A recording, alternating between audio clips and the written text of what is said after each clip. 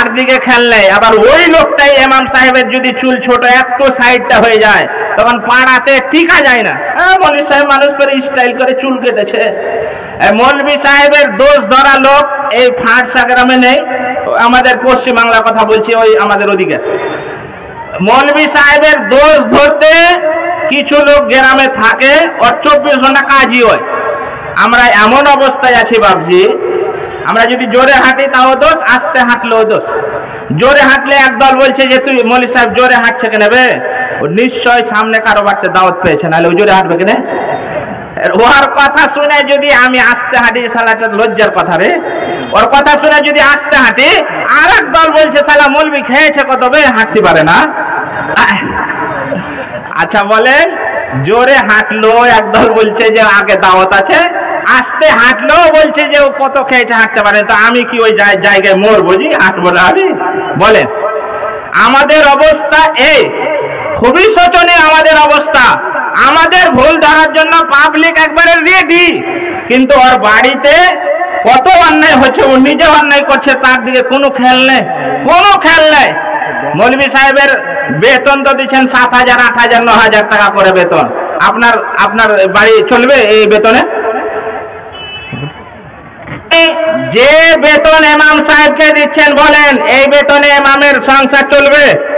আপনি যে নামাজ পড়ছেন ওর পিছনে, যার পিছনে নামাজ পড়ে জান্নাতের আশা করছেন, তাকে যথেষ্ট পরিমাণে আপনি বেতন দেন না। আপনার সব দিকে টাকা খরচ করার টাকা জমে যায়। ইমামের বেতন আপনার 30 টাকা ধরা হয়েছে, 3 মাস 6 মাস আপনার বাকি।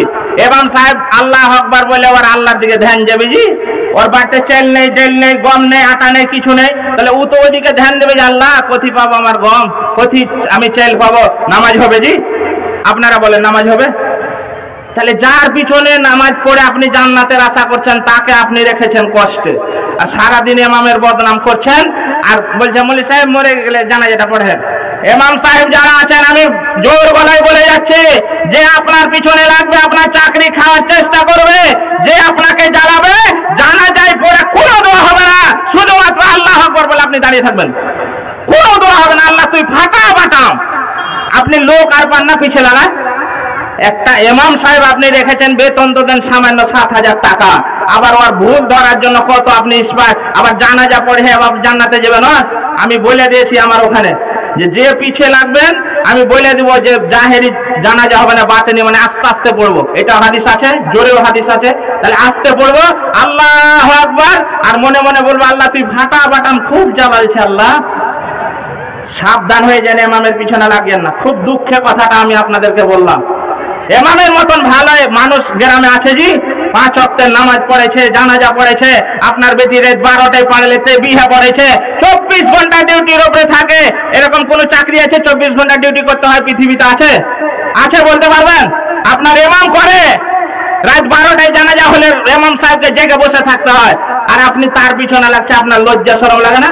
আপনার হায়া শরম বেঁচে খেয়েছেন আপনি?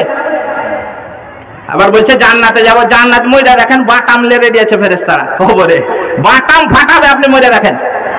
খালি মৌলবীর ভুল ধরা, অল্প বেতনে কাজ করছে, এটা আপনাদের কপাল যে আপনাদের ইমামেরা আপনার ঘরে এখনো চুরি করতে ঢুকনি, এটা আপনাদের সৌভাগ্য।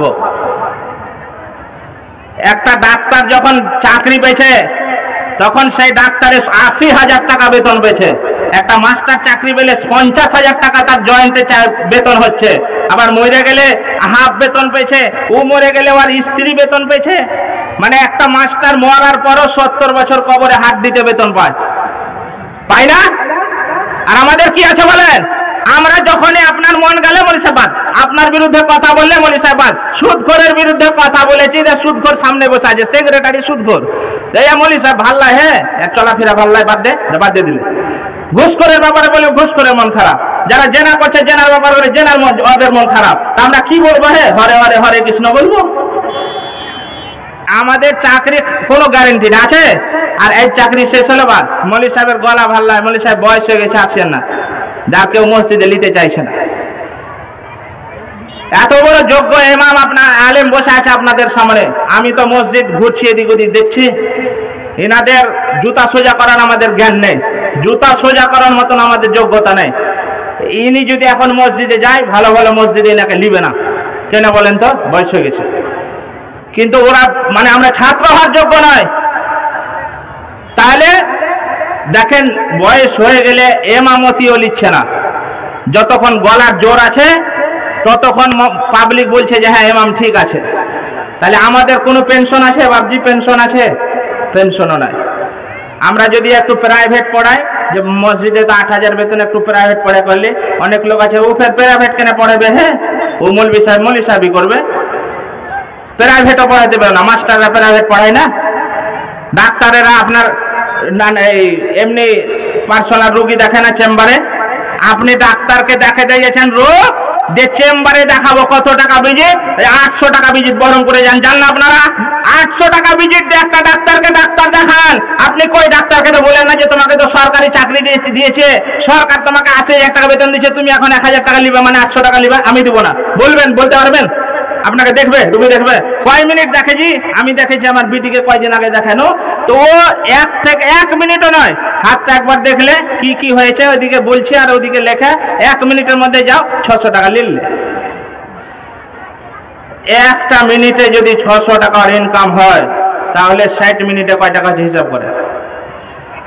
ও কিসের লেগে নিলে 600 টাকা? বডি ট্রিটমেন্ট করার জন্য, তাই তো? বডি ট্রিটমেন্ট, অসুখ হয়েছে তাই ডাক্তারের কাছে যায়।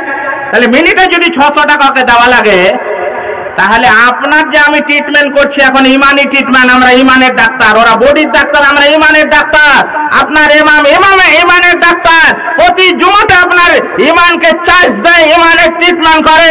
ওই এক মিনিটে যদি 600 টাকা পাই, তাহলে আপনার এখানে যতগুলি লোক বসে আছেন, যদি এই 1 মিনিটের হিসাব করে আপনার 500 টাকা করে যদি ধরা হয়, তাহলে 500 টাকা করে যদি প্রত্যেকে ধরা হয় যে 1 মিনিটে, তাহলে এখন আপনাকে 2 ঘন্টা আমি ট্রিটমেন্ট করব।